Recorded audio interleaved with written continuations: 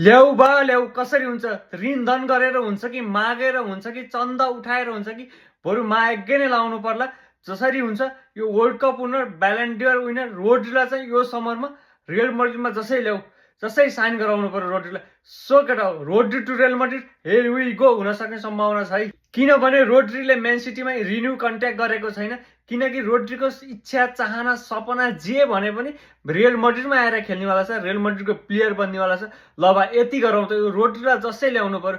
अनि एउटा इमेजिन गरौँ न, मिडफिल्डमा रोड्री, बेलिङहम, च्वामिनी अनि भालभर्डे पुरा आगो बल्नेवाला छ युरोपमा केटा हो। यो मिडफिल्ड रियल मड्रिडमा भयो भने हामीलाई हराउन सक्ने कुनै पनि टिमलाई, कुनै पनि टिमले तागत राख्नेवाला छैन। सो बा जसरी भयो हुन्छ, यो रोड्रीलाई जसै ल्याउनु पर्यो। यो ब्यालेन्डरको इगो सिगो छोडेर रोड्रीलाई कुनै हालत पनि छिराउनु पर्यो।